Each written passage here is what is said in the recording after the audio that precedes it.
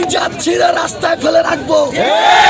তুমি হাসিনার মতো স্বৈরাচারকে গোড়ায় ধরি নাই, তোর মতো জেলার বিভাগের নেসকোর দায়িত্বশীলদেরকে গোড়ায় ধরার টাইম নাই। নেসকোর যে মালিক তাকে এবং তার বাপকে জবাব দিতে হবে। প্রোগ্রামের সময় এটা হয়,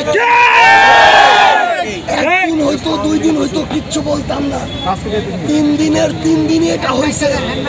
যারা এটা করছে তারা হচ্ছে রাজনৈতিক বেশ্যা। এই রাজনৈতিক দেউলিয়াদেরকে আমরা দেখে নিব তাদের কলিজা কত বড় হয়েছে। কলিজা ছিঁড়ে রাস্তায় ফেলে রাখবো।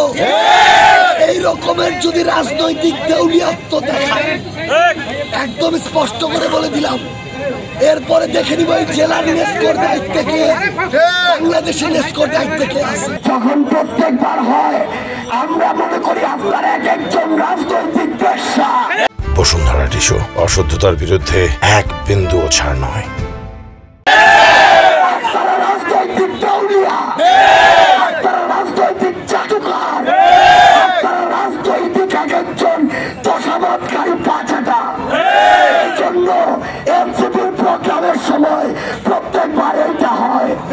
আমরা আজকের পর আমি সাজ্জু সালাম এখানে ঘোষণা দিয়ে যাচ্ছি, এরপর থেকে কোন প্রতিষ্ঠান পঞ্চগড়ে যদি রাজনৈতিক পক্ষপাতমূলক আচরণ করে ওই প্রতিষ্ঠান এই পঞ্চগড়ে থাকবে না।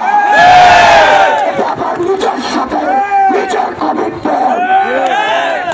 আপনাদের মতো দেউলিয়ারা নিজের আখের গুছানো শুরু করেন। এটা পঞ্চগড়, আপনার এই দেউলিয়াত্বপনা দেখানোর অন্য কোনো জায়গা না।